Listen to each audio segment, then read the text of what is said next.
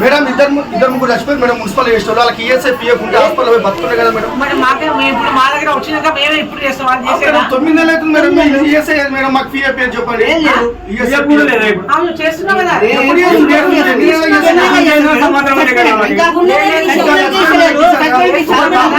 ఒకరు మొత్తం ఫారం బాగా చేసుకోండి. అరే చేస్తామని చెప్పి మళ్ళీ దాన్ని రిపీటెడ్ గా చేయకండి. చేస్తా అని చెప్పిస్తా అని చెప్పి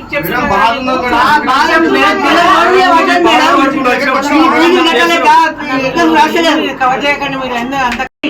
నేను నిన్న సీడీఎం ఆఫీస్ పోయినప్పుడు వాళ్ళు ఏం చెప్పారంటే ఈ అడ్వాన్స్ మంత్ ఈ అడ్వాన్స్ గా ఇచ్చేయండి మేడం, అది కొంత లేట్ అవర్స్ అయ్యేటట్టు ఉంది అంటే కాదు ఆ చెక్కును మీరు ఇమీడియట్లీ క్లియర్ చేయించండి అంటే నాకు ఒక 2-3 days అడిగి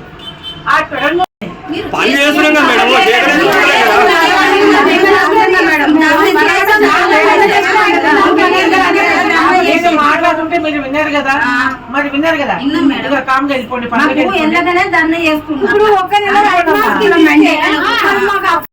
నేను నిన్న పోయి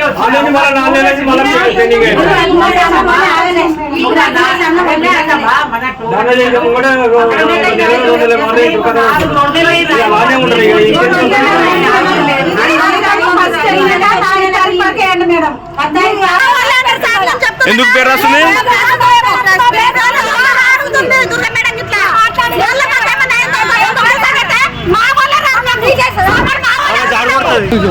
మున్సిపల్ అయ్యి 9 నెలలు అవుతుంది.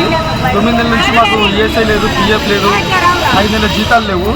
అదే పక్కనున్న మున్సిపల్ నాగర్ మున్సిపల్ కలిసిన భోగారంకి, కరీంగూడకి, గోల్మకోటకి కొత్త జీతాలు ఇస్తారు. ఈఎస్ఐ పిఎఫ్ కట్ అవుతుంది, అన్ని కట్ అవుతుంది. మాకైతే గత 5 నెలల నుంచి 9 నెలల నుంచి పాత జీతాలు ఇస్తూ అడిగితే ఇస్తామని చెప్తారు. ఇంతవరకు అసలు ఆ జీతాలు వస్తలేదు, ఈఎస్ఐ లేదు, పిఎఫ్ లేదు.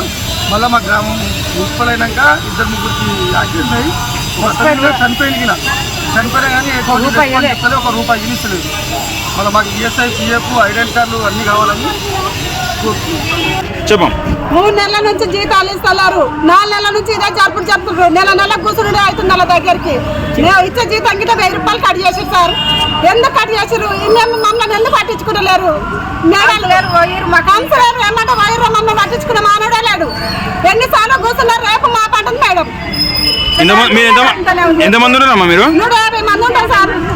ఎంత జీతం మీకు? 14,000 దుమ్మ కొట్టకుండా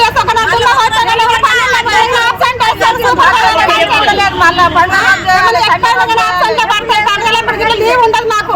లీవ్ వల్ల ముచ్చట్లేదు. మా కాలు దగ్గర దెబ్బ దగ్గర ఇంటికాడ ఉన్నాను. నా రోజులు వేసేటోళ్ళు కాదు. చచ్చిపోయిన 10,000 మాకేమైనా లీవ్ లేదు, ఏ పరంగా లీవ్ లేవు. ఇచ్చే జీతాలు ఆఫీస్ పరంగా కట్ చేసి